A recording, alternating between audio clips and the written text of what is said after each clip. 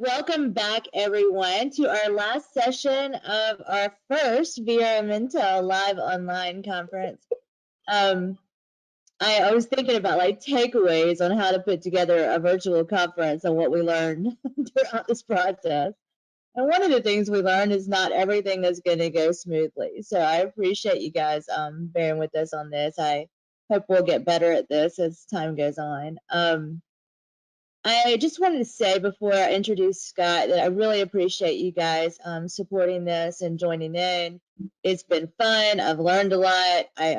It's been tear jerking and there's been laughter and really good data, which is what we're going to do right now. So I think most of you know Scott Shatford at AirDNA.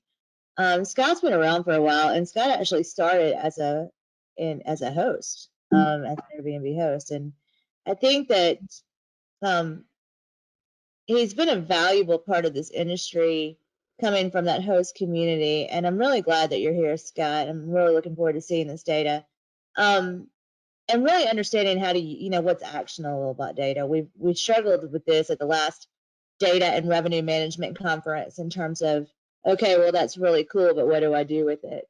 So anyway, so Scott, thank you for being here. I'm going to give it to you, but then I'm also going to be around to take other people's questions. So again, if you have questions, type them in the pane. If you'd rather ask them in person, just raise your hand.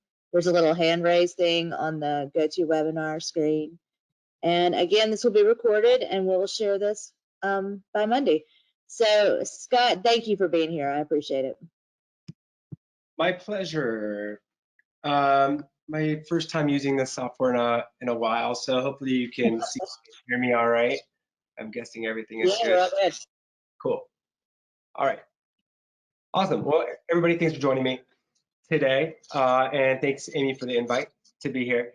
And I'm sure over the last couple of days, you guys have talked about, what a crazy world we're living in, and we're all trying to figure out which way is up. And I must say, as a data company, we are working tirelessly to try to figure out, how the world's changing, where are the silver linings, when is demand going to start to come back, and really just, how terrible is it, right? And so I thought, I'd start this session by really looking at, what are the data trends, what are any of these silver linings, and what we're really seeing in the marketplace. And then we can jump into kind of what we're trying to build to help, all of the vacation rental managers through this recovery time period. So, here's a little bit of an outline. We'll talk about some supply trends in the platforms, talk about crazy cancellation rates, talking about how booking behaviors are changing, some resiliency we're seeing in rural markets, and, sort of dive into the question, is midterm rentals really the new short-term rental? And then we'll get into some of the product updates that we have here at AirDNA that help answer some of these questions and what to do with this data moving forward. I need to figure out how to use my software here. Generally, this is going to be pretty Airbnb focused, as this is some of the easiest and most updated data that we have to access. I think the biggest question out there right now is what's happening to supply. Is supply really disappearing? Are a lot of people that have investment properties turning these into long-term rentals? And while we see some reduction in number of properties, there really hasn't been that dramatic of a decrease. We're seeing about 3.5% reduction in supply, down from 7.4 million properties as its highs in January, down to about 7.2 million here in March. So this sort of story about properties, abandoning the platforms, turning into long-term rentals, I don't think that's really a true narrative right now. I think it's just too early. There's not a lot of great alternatives. Nobody's leasing annual properties at the moment. And so generally we see supply to be relatively sticky on the platforms. Now, what isn't sticky is our customers and reservations, right? Cancellations, as you've all probably seen, especially on Airbnb, are through the roof. And we actually haven't seen the worst of it quite yet. It looks like cancellation rates, are the worst for reservations starting next week. So these cancellations have already happened, but we're talking about 90% cancellation rates that we're seeing globally for Airbnb bookings. that starts to come down, as the cancellation policy changes, and it seems to come back to almost a normal rate as we talk about getting into the end of July and early August. Typically, we see cancellation rates around 7 or 8%. We're showing currently cancellation rates at 14% at the end of July. So there is some hope that a lot of these bookings that are still on the calendars for July and August may still be there when that time arrives. A sort of an interesting or different way to look at cancellation rates is we look at, what happened to bookings that were made after the world fell, after the sky fell, right? And, we see that the people making bookings, in the last month, after everybody was well aware of what the risks were of booking vacation rental properties, the cancellation rates have actually gotten to be relatively low, only 12% for bookings that happened, last week, 20 to 30% in the weeks previous. So people are sticking to their plans, maybe more than we imagined. But as we'll see, these bookings are typically pretty immediate in nature, or they're for bookings that are, later in the summertime. As you guys are all feeling, the boots on the ground, feeling the brunt of it, when we look globally across changing new bookings on Airbnb, it's been pretty decimated. We look about mid-February was a pretty average week in terms of new bookings. And we can see where we jumped off the cliff here, right around March 10th in that week. So new bookings on Airbnb are down 85% at the end of March. It does seem like we've hit bottom. So if we are looking for some promising signals, talking to vacation rental managers, looking at our data, while it's off a very low base, we still do see that reservations are coming back slowly but surely. And I think one of the interesting trends that we've seen is this trend towards these more midterm rentals, right? And sorry, Amy, I haven't been following all the content. I'm sure it's been a topic of discussion over the last couple of days. But we are seeing that is one of the few bright spots out there. In this chart, maybe a little bit complicated, but we show in red the percentage change in new bookings from mid-February. And then we look at the number of days being booked, right? And so that would sort of count a 30-day stay 30 times more than a one-night stay. And we can see this really interesting trend where, the length of stay was about the same historically. The length of stay on Airbnb is typically 3.3 days. But as we got into mid to late March, we saw the average length of stay getting to be about 8 days, right? And so this is interesting. It is interesting because if you think about the number of days being booked, it is only down 58% at its worst, 34% at its worst, instead of these drastic new booking numbers that we can see on the red line.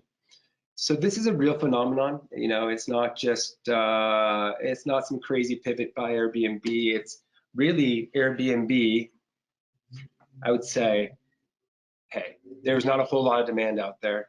Airbnb saw that the only demand out there was for immediate bookings for 2 weeks or longer in length. And, I think a lot of what you're going to see in the press and from Airbnb themselves is really trying to lead host and property managers to water, right? And say, hey, this is the only type of demand we're seeing. Let's make sure your weekly and monthly discounts are appropriate. If you're going to be trying to compete for this, make sure your minimum night stays are over restrictive. Because this is the only type of bookings we're seeing, and they are, often over 2 weeks in length that we're seeing as the new bookings happening on the platform. To dive into these details a little bit more,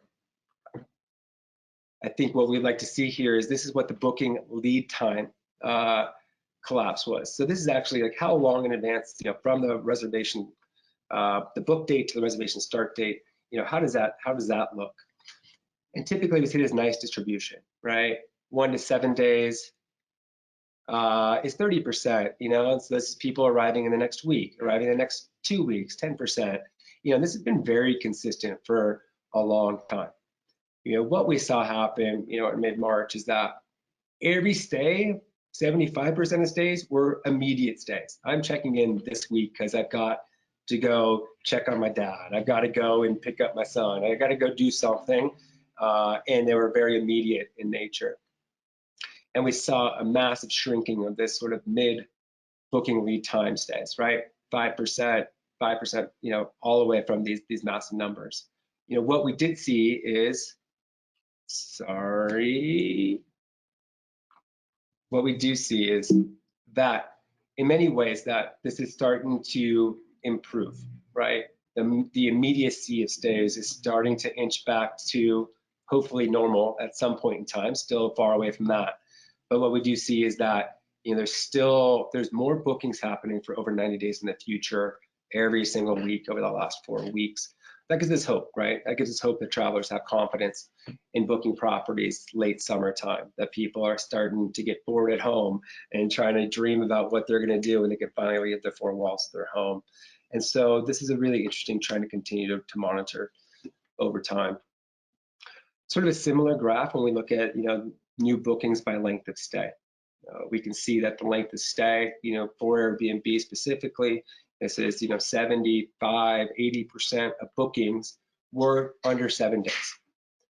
We can see that again mid-March that this changed drastically, where that went to 30% of stays were 1 to 7 days of length, and we can actually see the number of nights that are being booked. I don't like my mouse right now. 1 second. Trust me, I know every single time you touch the screen and you just want to like advance a slide. I know what you mean anyway. Yeah, I know. Okay, so what we see is the average length of stay is up to about 8 days, right, from 3.3 days. We can see this massive distribution. This is of bookings that happened in that week, counting all the nights of those bookings. We can see this explosion, right, in 91 plus days, new bookings by length of stay. Right, and so we can see, obviously big increase in this sort of 31 to 90 day category, and as well in this 15 to 30 day categories being the fastest categories of length of stay in the marketplace right now. I thought quickly I'd hit on this trend as well. Some information that we put a lot of time into is really this exodus from the city centers, right? And it's very apparent to all of us that are operating in the cities, with smaller hotel-like supply, that demand has absolutely evaporated over the last month. But there are still signs of hope in some of these markets, especially in drive-to markets from these metropolitan high-density cities. We've talked to managers in like the Hamptons and some other markets, and they're seeing multiple 100% increases. And mostly it's because these markets aren't particularly, it's not high season in March for the Hamptons, right? And so it's up a very low baseline number. But we do still see that there is some vitality outside the city centers, and there people are, fleeing the markets like Seattle and Boston, New York, Chicago, and trying to find refuge in some of these vacation rental properties.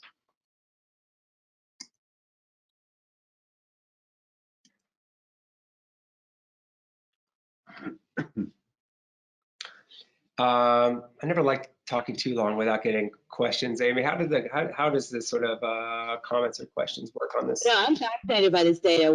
This is something we haven't seen, data presented in this format. That length of stay data is super interesting right now. We've had some discussions about 30+ day stays and putting language in contracts, because right now you can't evict a tenant for 90 days. So it's like when people move into, it's a different part of the language as far as in your rental contracts, to make Right. sure that in some states that an attendant and I can't even speak anymore, Scott. That a guest is, if they're staying over 30 days, you want to make sure they're not a tenant. Sure. And therefore you can't evict them, because hypothetically, you can't even serve eviction notice for 90 days, and then you have 90 days to get them out. So someone could rent 1 month and stay for 6 months. So anyway, just something to watch out for. Yeah, I totally. Yeah, I get the need for not inviting squatters into your home. Right. Yeah. Those, you know, without. But no, I think the other thing was that booking window is super interesting. Just seeing it laid out this way is such a visual of being able to see exactly what happened and when. But you're right, there seems to be I mean, the last week, a reversal. I mean, at least some good news or some light. It is, and it's obviously, hey, new bookings are down 75%, right, over the last week. So, it's off to a low base, but we do see this sort of inching back to normalcy at some point in time. I mean, we're all expected, I don't know, every market's different, but, you're expecting for the most properties, the majority of your things to be bookings to be 15 to 90 days in the future, right? And that just totally collapsed to be next to nothing, right? And I think every week we're going to start seeing, another percentage point, another percentage point, another percentage point as people get more trust, more faith, and really, honestly, just pent up demand for being stuck in their house for so long. Like I'm still pretty hopeful, and I think I'm one of the few that this sort of demand comes raging back for some markets, right? And we know which ones those are. Those are the hour drive away from the cities where people are looking for more space, larger place, and just to get the hell out of Dodge, right? And Right. I still am pretty hopeful that people fortunate enough to be in those markets will see a lot of demand. Let's call it July, August time period. And so that's the sort of the catch 22 for me. It's like, yes, all demand is for 30 to 90-day stays right now, but when should you start to think about not accepting that long of a stay? When should you still have hope about getting those sweet 7-day bookings at your old rates? And we can start to talk about that in a little bit, but I think that's really what to keep the eye on. I think it's obvious May and June are lost causes, right? So book as far as you can, as long as you can into those 2 months. I think the second half of July is going to come back and be relatively strong in some of these fortunate markets. Is sort of what the data says at the moment.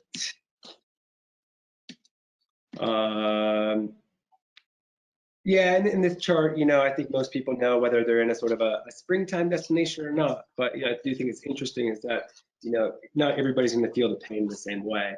The places that are having big events like Coachella or are having South by Southwest, are going to be most impacted by this. There's lots of markets that aren't spring markets, right? And like you look at these Nantuckets and Hamptons that are doing amazing right now, it's because typically they don't have any real spring demand. So we've done some analysis on our blog, and everybody please do check it out. We put a lot of work into making sure we're having relevant stats and actionable stats in there to help people try to figure out how to make sense of all this new abnormal, as the saying goes these days. So this is sort of just a good view of like where properties are what cities are most impacted by demand being terrible, March, April, May. Who typically has the most revenue being generated in those 3 months in the year. And I think, all of this data sort of points to like, well, what is, what is the real demand from midterm rentals, and what are people doing? What are hosts doing to respond to this new demand? And we looked into this data and said, okay, what is the average discount that people are offering on a monthly basis? What's their average weekly discount?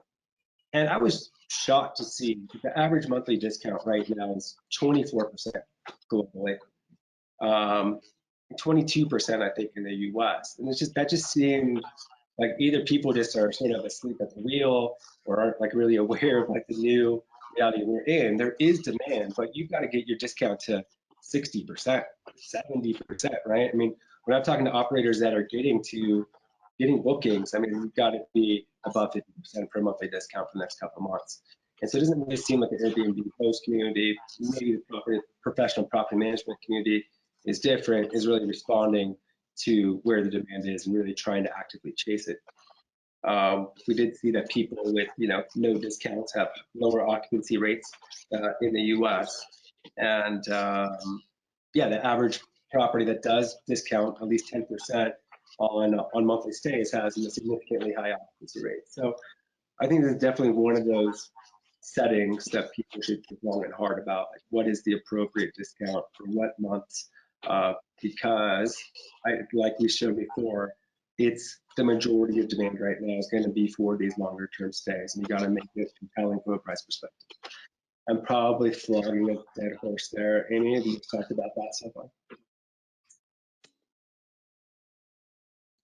So we're talking about, you said at least 10% discount? Yeah, So yeah, I we said see. we threw out people without, yeah, well, this is, like we said, only 48% of global hosts even have a weekly or monthly discount, on Airbnb. We just see a lot of oversight. People just not doing anything, not noticing it. It's not, and so people not really thinking about what these discounts are. We don't really see much of a fluctuation from what we saw a month or two ago. These discounts haven't increased by more than 3%, I think is what the number was. And so we're just not seeing people really actively saying, hey, I don't need to make money. I'm just trying to recoup some costs here. I'll take anything, 70% off, sure. Let's do that for the next couple months. And we're just not seeing it in the numbers at this point in time that people are discounting heavily over, let's call it, April, May, June time period. Right. So definitely an opportunity there.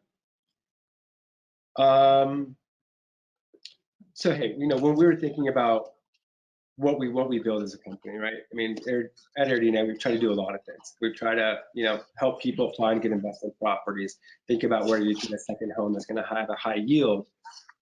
We've also just thought about how people are using this data to think about the market recovery. What does it look like? What does the recovery look like? When is demand coming back? How do I price in this new environment? And how do I benchmark my property versus my peers? And these are some of the things that we are trying to solve every single day. And so for the new features we just built, we call them, our pacing features. These are some of the core questions we're trying to answer. Are people still booking trips? When are they booking for? How much should I be reducing my rates for the next couple of months to be competitive? And when, if ever, do rates appear to come back to normal? I thought to not make this too boring, I'd love to sort of jump into real-time markets of people out there in the marketplace that are intrigued by, what does demand look like? What do rates look like, into the next 6 months? And so, Amy, if there's a way you could help me with this, like we can just like take some cities that might be of interest and start to look into live into the platform and check it out. Does that seem all right? Yeah, that'd be great. I actually just got a note that our highest, our destination with the most number of attendees was actually Myrtle Beach. Well, let's go do it then. Let me get out of here. Let me get into here. And so none of you guys have seen the market-minded product, and I know I'm not trying to be blatant about my product pitch here, but it really is just the best way to sort of look at what's going on in the market. So let's zoom into Myrtle Beach. So Myrtle Beach right now is down pretty significant in terms of like what is being booked on the platform right now.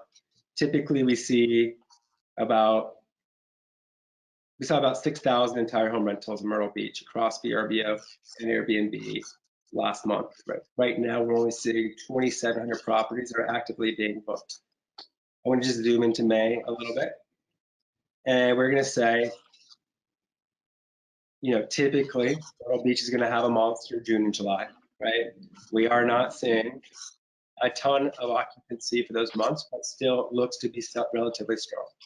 We're seeing a dip going into July and outside of it. So you can see kind of in the purple lines here, what is the total number of booked properties on that day, and what is the median rate? What you're typically looking for is, rate to be moving with demand, right? That people are increasing, they're getting booked higher, there's more properties booked on a given day, and that makes sort of like your demand dates pop off the screen, right? So, it's a pretty, what I would say is it's not an event-driven market. There's not a big difference between weekend and weekday demand. You see that there might be a little, this is the 4th of July weekend where you might have still some opportunity to push rate here. You also see that, a demand event here for Memorial Day weekend where rates are low. But I guess the question we're trying to answer is like, how much are rates down compared to last year? And so we can Oh see, my gosh, wow.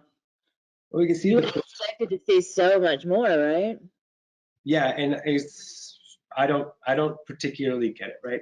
What's happening in some of these markets is like a lot of these Myrtle Beach style markets get booked in so far in advance that they still have these bookings from January, February, right? That were for their summer bookings. And so what you still see is that sort of, this is a unique market, to be honest with you, is that properties are still been booked higher than they are last year because there's no last minute reductions. People haven't been booking for the last 30 days. And so we're actually seeing the book rates still be higher in the marketplace. If we look at like sort of what people are competing on right now, you can see that purple the available rate, and this dark green is the actual booked rate. So you can see that people have reduced the price, Right. that they're priced significantly lower than what they've already been booked at. So like, congratulations if you got booked in January, but what the actual competitive rate is, right now is much lower than it was, a month ago. And so this is a unique market. I sort of like to look at these inflection points though too, which is, when does confidence in the local operators come back to a normal range? You can see sort of people, in my opinion, sort of just giving up until, call it, the Memorial Day weekend, and that prices, people have confidence that by July 1st, by the July 4th weekend, that rates will return to what we would call some normalcy. Because you can see that the available rate then sort of goes above what the current booked rate is. Right. And so, is there sort of collective wisdom in the crowd? Maybe, maybe not, right? It's A lot really of it, interesting. yeah, is about pricing competitively with your marketplace. And so we want to sort of zoom in on some of this stuff too. This is, maybe let's try to make it less colorful and more easy to read. So we're looking at, total properties booked on a daily basis. So we have, 1,300 properties booked here. What new activity is happening over this last 7 days, right? And sadly, you're not seeing really any activity over the last 7 days. If we look at the last 30 days, what's happening? For whatever reason, people are still booking whatever this event is out here in September. There's been some activity, probably some shelter-in-place activity here, but in the last 7 days, there's not a whole lot of booking velocity in the marketplace. Can we do another one? Let's do it. Let's do Tahoe. All right, let's do Tahoe.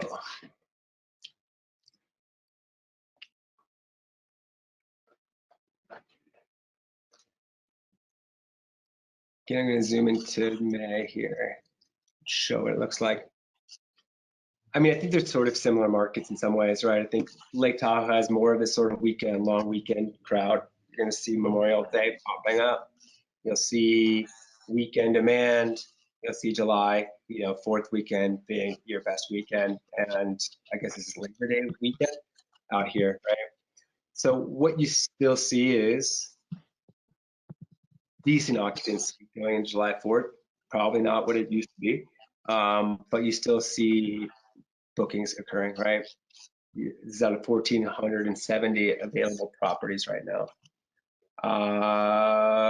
With this thing, you can drill into some of these dates and really understand exactly what's going on, but I think that gives you the general trend. When you look at the available, I like to start off looking at kind of what is the booked rate now versus last year. And so I think you'll see the same trend. People booked, high-end, nice properties, the ones they wanted to stay in a long time ago. And the actual booked rate right now is higher through the summertime than it was last year. Again, but then when you look at the available rates, I'm sure you'll see people have, come to grips with reality and start to decrease their rates. So you'll see that the available rates, which are typically, just because these are unique markets, available rates are typically higher than booked rates. People typically pick off cheaper properties early. And so what you'll see, people are searching for like that peak booking window, which call it between 30 and 60 days for many markets, and trying to sort of, make sure they're not going to be the cheapest property booked, and maybe reduce the rates in the last 30 days. But what you'll typically see is that, booked rates are going to be lower than available rates across the board. So you still see hope for July. You still have some hope for the marketplace. And again, unmute you. I know I see you got your hand raised. We'll try it. Sometimes this works, sometimes it doesn't. Beth, are you there? In most cases, we take that sample. Beth? That's lost. What? Hey, did you have a question?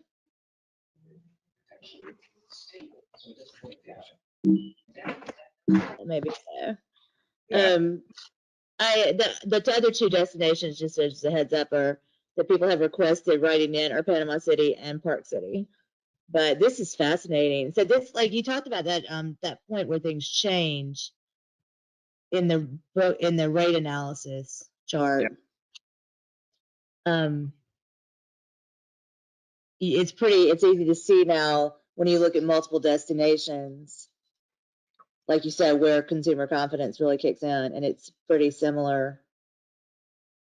It's interesting. Yeah, those are oddly similar markets, right? And obviously, when you're looking at those sort of destinations versus cities, there's much bleaker stories when you're looking at the cities, right? Yeah. Counts are 50%. But I still really do believe in strength in these markets that we've covered so far. I really do think that right now they're not booking, but give it 2 weeks, people resume some normalcy in their life, that demand will come charging back. And I would recommend not doing drastic price reductions from July 1st on. I do think that it will come back like a floodgate at some point in time. And so yeah, don't undercut yourself quite yet. If we get to June and that story hasn't changed, then that's a sort of a different story. Yeah, available. I don't know. I don't know Panama City Beach very well personally. What we can say is, yeah, so like sort of in line with the book rate from last year, reduction in book rate previous year. So actually the bookings this year in August and September are higher. Available rates right now are looking, lower than their book rates. And for the most part, yeah, I mean, these all both look to be pretty high July 4th sort of marketplaces. So yeah, I don't know what the story is here. I don't know what happens at the end of June in the marketplace, but there does seem to be a pretty drastic reduction in demand, after you get through. Just look at Orlando just to see maybe the difference in a market like that. Sure.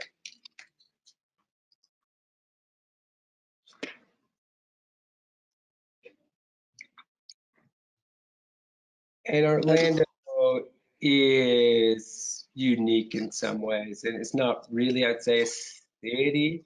I mean, usually we get some like nice weekend bumps in Orlando, right? We get a lot of this sort of long weekend trips and week trips as well, but usually we see some more demand happening. So when we look at July, June seems to be strong. Rate seems to be strong in June. Rates are super low. Occupancy rates of 14, 15, 13%, like the May and June time period.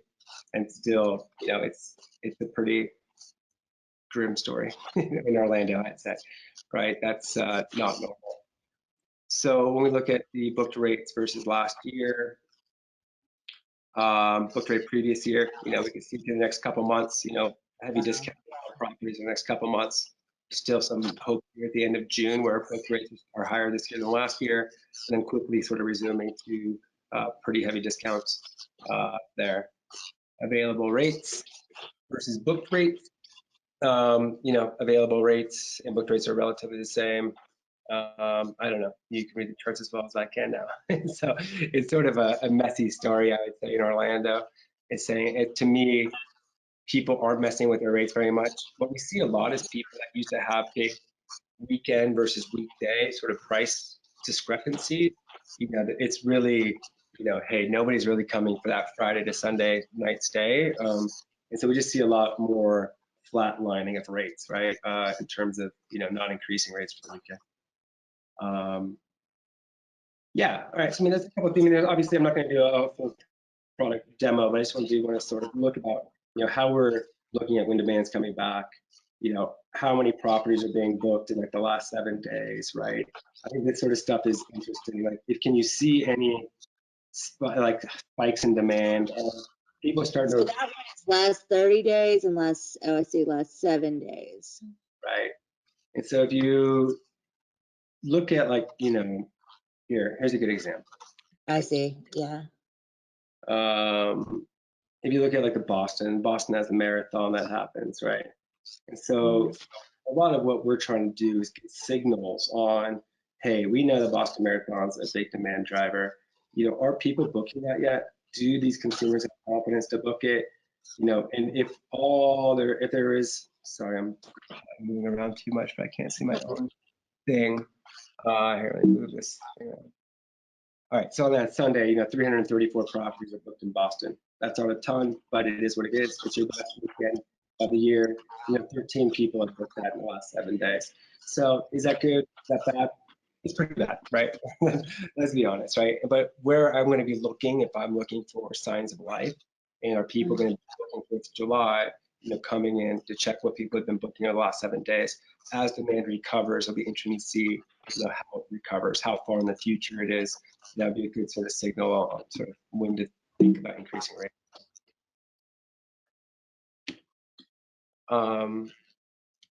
So Amy, I think that's really all I've got for you. I'm not sure how long we were scheduled for, so. Actually, can I add something in here really quickly then? So just since we're here, Jason asked about Lake Geneva, Wisconsin. I think what is interesting about that is Chicago is their feeder market.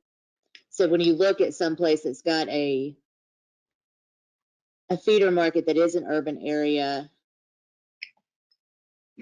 Yeah. well, that looks different. Yeah, so you see, this is being much more of that sort of weekend market that, and I don't know anything about Lake Geneva, but so you could see, yeah, you know, hey, here's what you can see. You can see that you still see some weekend demand coming back in June. This could be bookings that were made, again, 6 months ago. And so this is just really kind of giving you a snapshot of when are people, you know, booking at higher rates and how many properties are booked. Weekends seem to be pretty strong relatively to the weekdays. We can see, you know, occupancy rate is, I mean, that sounds pretty dang good to me, right? 47% occupancy in June. That's, you know, that's not bad. So pretty solid. When we look at rates last year versus this year, we see previous year rates were higher typically. So this is sort of against the trend of what we're seeing elsewhere. Is generally trends are this year's rates are lower than last year's. And the available rate, you can try to make sense of that if you want to. Here, let me just drill into, you know, so what we're seeing is that, you know, the available rates on the weekdays are lower than what they're getting booked on, and sort of the inverse on the weekends. So, you know, there should be more management of rates weekday to weekend probably in this marketplace. There is one more request. Well, if we're here, why not? I hate to Yeah. make you do your platform 20 times, but That's all right. Oregon Coast, can you search regions? No, it's only cities and like neighborhoods. But So on like Lake Beach. Oh, no, go ahead. No, I want to see that. Yeah, so we can sort of show where people are coming from, and I'm surprised for this market, but you know how many people are coming from Chicago, Milwaukee, Madison. So you see what all your feeder markets are for like any market, and this is obviously going to be interesting, right? Because if people are dependent on people from your deli, you're going to be in trouble, right? And so understand the percentage of you know, guest arrivals that are local and national, you know, international is something that, you know, is going to be interesting. You know, we all believe the thesis is international travel is going to take a year plus to come back. And so people that are dependent or, you know, dependent on international travel are going to take longer to recover than domestic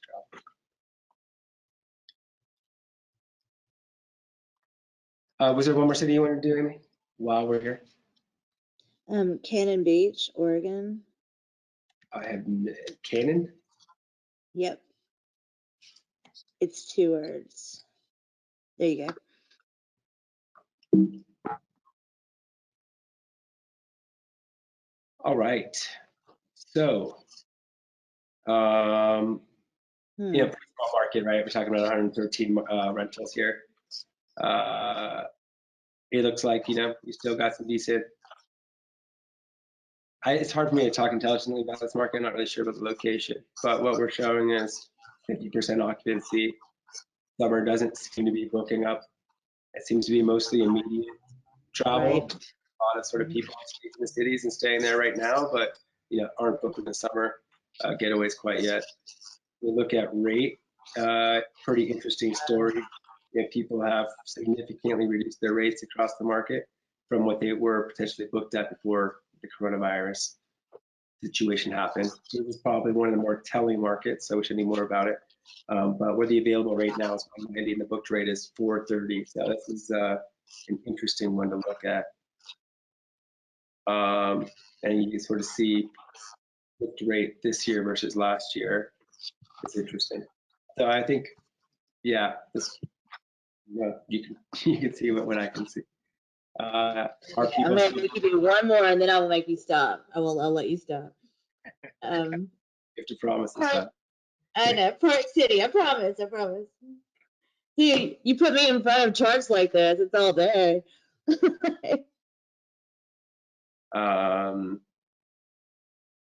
And sometimes it's hard. I mean, Park City is not ever a great market right now, right? And so Right. Yeah. 7% occupancy, you know, mid-May. I'm not really sure if it ever is great, but you know, it's not great, right? 21% occupancy July 4th right now. You know, single-digit occupancy the next couple months. Seems like there's some demand. You know, Memorial, July 4th, all the standard, you know, holidays are the only signs of hope. You know, typically when you see this sort of demand like this, you know, you see rate adjusting to that demand. But you Right. see people are booking, but people aren't booking expensive properties, but people aren't able to actually move rate on these dates. And so that could be an interesting trend too. So you see the distance between the number of booked properties and the booked rate. And here, you know, in Labor Day, seems to be more consistent with how we're used to seeing things. Is where rate, you know, catches up with demand. Can we look at their feeder markets too? Are there feeder markets? Yeah, I look at the feeder markets. Anything interesting? Yeah, I don't know. People haven't reduced their rates. It's sort of an interesting market. Like people just aren't going to go below $250 a night for their nice houses in Park City, and so the only things getting booked are cheaper. But we do see people like hitting a price floor often and just like not budging from that rate. And it's sort of a messy summer story, I'd say. Feeder markets, let's do it. Yeah. So here are the biggest feeder markets that we see. New York being the biggest, Salt Lake, Los Angeles, San Francisco, Chicago.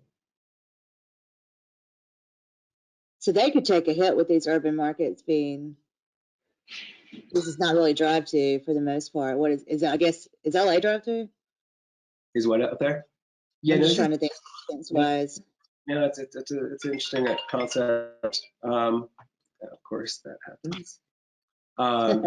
Most of these markets are fly to, right? I mean, Salt Lake City, but New York, Los Angeles, San Francisco. There's no way to really drive to Park City, right? I live in Denver, and that's about as close. Well, unless you're in Salt Lake, right? Yeah.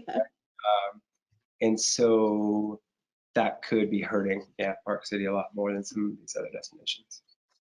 Let me ask you this about pricing. So you've been looking at this data pretty hardcore for the last month. Yep. What do you anticipate some heavy discounting, aggressive rates over the summer? Yeah, you know, I hate it. It depends answer, right?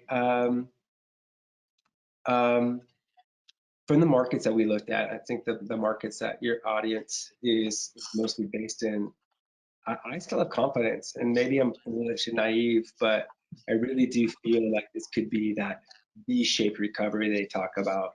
And it's just, you know, it will come back and people will still pay to get out of Dodge, right? And people aren't going to be flying. People aren't going to be going to Europe. People are going to go into these sorts of towns, right? And so I would continue to hold rates strong for, call it July 4th, August. Now, discount whatever you've got to get the next 2 months done. That's my sense. So generally, give it until June 1st. I would say, until you start to panic. I think it's also interesting for vacation rentals, right? Like, it's not like a hotel, and the hotels don't want to discount because it takes them years to recover rate. Most hotels, are chained. They have a lot of repeat customers, and once they start booking their properties at $99 a night, it took them 3 years to recover rate, in the last downturn.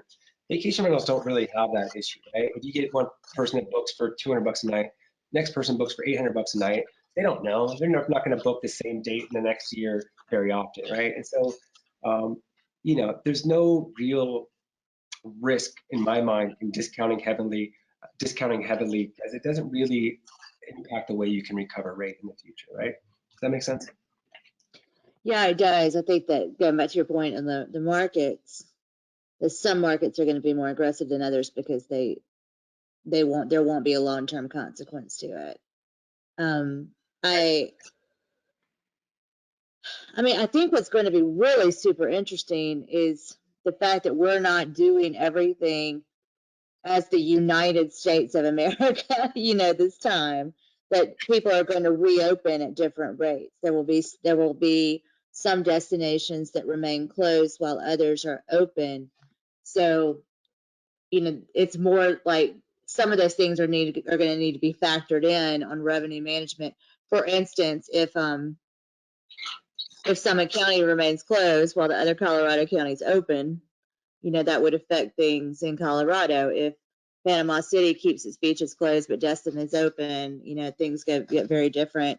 South Carolina, North Carolina. I think that there are, I think it's going to be interesting to watch this staggered opening, over the summer and see who benefits and who doesn't. I think there will be a lot of pressure, I know. tourists.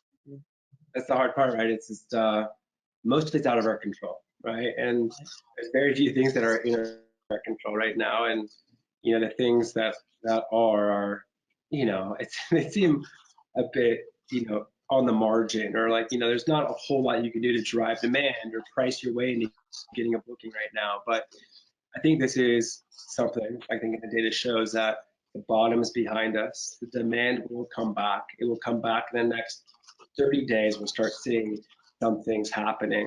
And so it's just, I feel like there's a lot of people I talk to sort of just like, giving up hope a little bit, like there's any way to manage your way out of it. And right now there's not really a great way, but I do believe it comes back in 30 days, 60 days. And there is, you have to be active on getting that the revenue management right away, because it's going to come back in the storm. I do still believe. Obviously, there's lots of variables in that. If people can get travel, all the things you know better than I. But I still have hope. I think the data shows that there's still opportunity out there in the near future. What is this that we're looking at? Sorry, I'm just on another page. Oh, we got lots of things, right? We got pricing things, and I know. I haven't taken a deep dive into AirDNA in a long time. It looks different. yeah, I mean, there's all pricing calendars and seasonality and all these fun things, right? But Cool, Scott. I wouldn't do a demo, so I'm not gonna do a demo. Oh, wait. You did say that. Now I'm asking for a demo. We'll do that at another day. Yeah, I'll show you the audience for sure. How is your product priced? And I'm asking because someone else asked. It's priced by market. It's anywhere from $20 to $100 a month based off of the number of properties and neighborhoods in a market. But typical price is $40 a month per city. This is very cool stuff. Yeah, cool. I'm glad we could do this, Amy. I really appreciate it. Yeah, and hopefully there's still people here on a Friday afternoon after a long day of meetings. But yeah, thanks for having me. Yeah, there are about 60 of us here right now, so we're not the only ones that love this stuff. That's not everybody bailed when I started talking about data. It's easier when you're sitting in your home office, like than if you're sitting in a conference room. Anyway, Scott, I really appreciate this. It's very cool stuff. It's interesting to see that the rate adjustment is going to happen, and this is some place we've got to go. We've got to get on top of how to do this. Yeah. So everybody who is still here. Thank you so much for registering and being a part of our first ever virtual conference. I know it hasn't been easy the whole way through, so I appreciate your patience. This was fun. I learned a lot. The takeaways I'm going to put together over the weekend and put out. Rebecca will be loading the videos. Rebecca, are you still on? Rebecca Chapman. Yes, I'm still on. Sorry, I was muted. Yeah, I just wanted to say thank you to you and Connie for doing everything that you've done on this. I don't think people know that you built out this entire platform on your own. Like, in terms of the website, the videos, you're probably posting videos as we speak, and loading them right now. I think you've loaded everything through this morning. And Yeah, I think yeah. I just think you've done an amazing job, and I just wanted to say thank you. And also wanted to say thank you, since most of you have actually had some contact with Connie over the last couple of days. So Connie, you've just been amazing to work with all of these people, and also with their sponsors too. So speaking of our sponsors, Barefoot, IC&D, Beyond Pricing, help me, IMEG, Point Central, I don't have them in front of me, and I should know. Rebecca, help me. Anyway, so I will. Track, Streamline. Track and Streamline. That's right. Because we killed our tech panel after a while in Breezeway. Jeremy Gall, I think you saw his session. So you guys, I really appreciate you jumping in here. I know it wasn't easy. But other than that, I mean, there are some serious takeaways from this. Talk about 30-day stays, being careful with those. The borders, how feeder markets are going to be so important. The fact that homeowner competition for inventory is about to seriously heat up. Pricing is competition is going to heat up. Destinations are starting to look to open in mid-May, so it looks like we may be coming out of this from a tourism standpoint. And I don't know. It's just been interesting. I can't wait to actually think through and process all of this in my head and think through what it all means. So everyone, I appreciate you, and thank you for doing this. And let us know. Give us your feedback and let us know what you thought, and we'll try to make it better next time. Thank you. Thanks, Scott. Thank you, Scott. Thank you, Rebecca. Thank you, Connie. You guys have a fantastic weekend. I really appreciate it.